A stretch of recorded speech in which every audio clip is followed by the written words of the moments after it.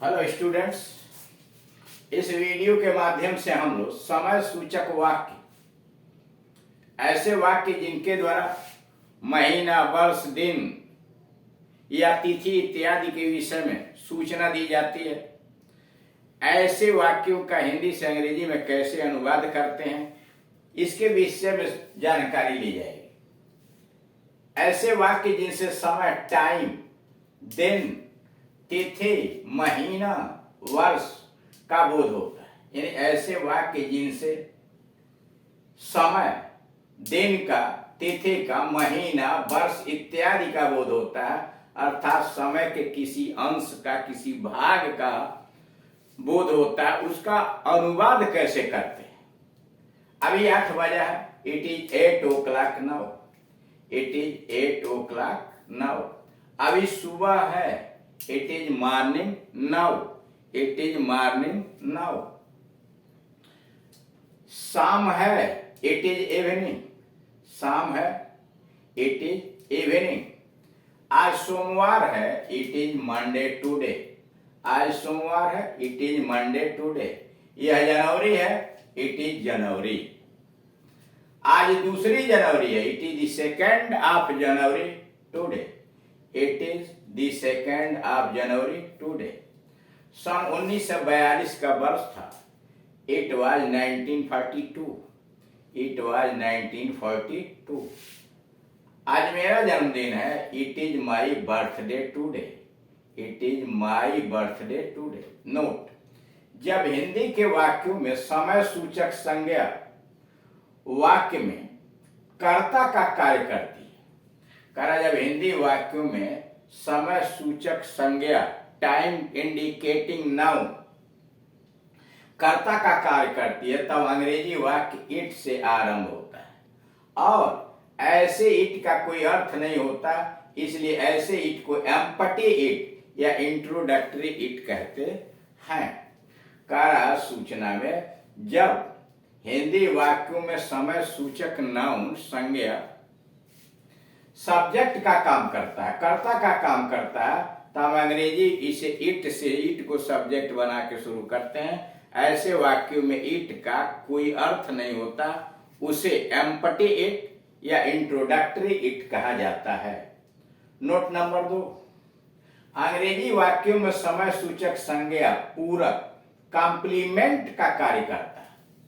यानी इंग्लिश में जब ट्रांसलेट करते हैं आप, तो टाइम इंडिकेटिंग नाउन समय सूचक संज्ञा पूरक यानी कॉम्प्लीमेंट का काम करता है, और वह इज वाज के बाद आता है।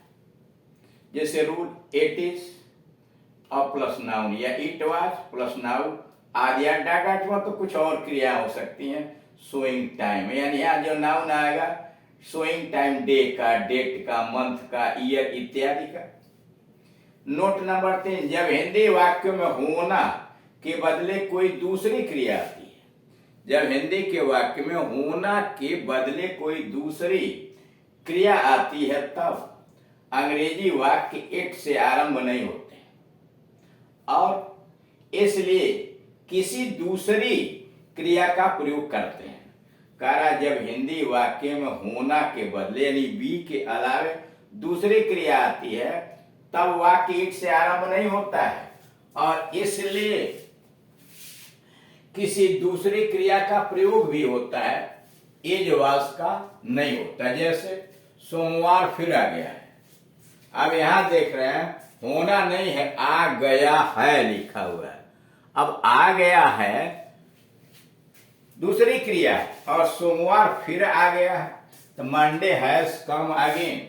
यहाँ इज आ रहा है भी नहीं लगा हुआ है और इट से शुरू भी नहीं हुआ है। जनवरी समाप्त हो चुकी है, जनवरी हैज एंडेड, जनवरी समाप्त हो चुकी है, जनवरी हैज एंडेड। नोट, घड़ी देखकर समय इस प्रकार बताया जाता है, यानी घड़ी देखकर टाइम ऐसे बताया जाता है। अभी ठीक 7 बजा है, इट इज 7, इट इज 7 या it is just 7, it is 7 या इट इज जस्ट 7। अब 7 बजने ही वाला है, इट इज जस्ट ऑन 7। अब 7 बजने ही वाला है, इट इज जस्ट ऑन 7, 7 बजने में 10 मिनट बाकी है। बाकी मतलब शेष। It is 10 to 7, It is 10 to 7, 7 बजने में 10 मिनट बाकी है। 7 बजने में 3 मिनट बाकी है। It is 3 minutes to 7, It is 3 minutes to 7। अब यहां बारीकी देखिए, जो संख्या 5 का मल्टीपुल होगी, 5, 10, 15, 20, 25 ऐसे, तब वहां मिनट नहीं लगाएंगे। लेकिन 5 का मल्टीपुल नहीं है, 13 है, 14 है, 16 है, 17 है, 3 है, 7 है, तब मिनट लगाएंगे। जैसे इट इज 10 to 7, 7 बजने में 10 मिनट बाकी हैं, तो यहाँ 10 मिनट नहीं लिखा, लेकिन यहाँ देखिए इट इज 3 मिनट्स, 3 मिनट बाकी हैं। 5 का गुणांक नहीं है 3, इसलिए इट इज 3 minutes to 7। 7 बजने में 15 मिनट बाकी है।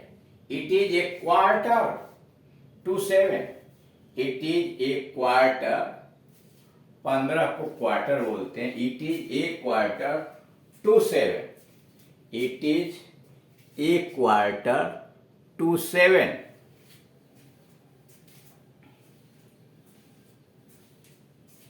7:15 हुआ है, 7:15 हुआ है। It is a quarter past 7, it is a quarter past 7। दोपहर रात होने ही वाली है। It is getting on for midnight, it is getting on for midnight.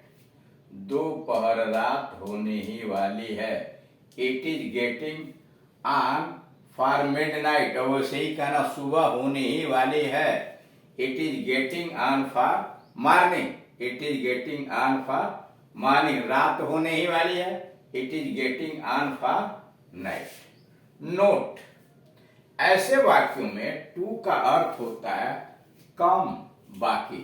यानी यहां जो टू लगा हुआ है, इट इज क्वार्टर टू 7 या इट इज 3 minutes to 7, ऐसे वाक्यों में टू का जो अर्थ होता है वो होता है कम, कम है या बाकी है।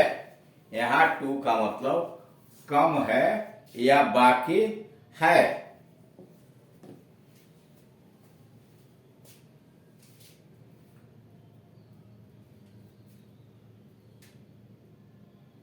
ऐसे वाक्य में टू का अर्थ होता है कम, बाकी। और पास्ट का अर्थ होता है बज कर। पास्ट का मतलब बज कर। इसीलिए यहां देख रहे हैं लिखा हुआ है कि 7 बजने में 10 मिनट बाकी है। इट इज 10 to 7, यहाँ टू का मतलब बाकी। It is 10 to 7। और मान लीजिए कहना है 7:10 हुए हैं, it is 10 past 7, it is 10 past 7। यानी पास्ट का अर्थ होता है बज कर। जब 5 के मल्टीपुल का बोध होता है, जब 5 के मल्टीपुल गुणांक का बोध होता है, जैसे 5, 10, 15, 20, 25 इत्यादि, तब मिनट्स का प्रयोग नहीं होता। जब समय में 5 के गुणांक का बोध होता है, 5, 10, 15, 20 इत्यादि, तब मिनट्स का प्रयोग नहीं होता है। जैसे it is 5 to 7, it is 5 to 7, it is 10 to 7, 10 minutes लिखने की जरूरत नहीं है। It is 10 to 7, it is 20 to 7, it is 20 to 7। Note number 2, जब 5 के मल्टीपुल का प्रयोग नहीं होता है, जब 5 के गुणांक यानी 10, 15, 20, 25 ऐसे गुणांक का प्रयोग नहीं होता है, तब मिनट्स का प्रयोग अवश्य होता है। यानी जो समय बताया गया है, अगर वह 5 का गुणांक नहीं है, 5 का मल्टीपुल नहीं है, तो ऐसे वाक्यों में मिनट्स का प्रयोग किया जाता है। जब 5 में मल्टीपुल का प्रयोग नहीं होता, तब मिनट या मिनट्स का प्रयोग होता है। जैसे it is 2 minutes to 7, it is 2 minutes to 7 का मतलब 7 बजने में 2 मिनट बाकी है।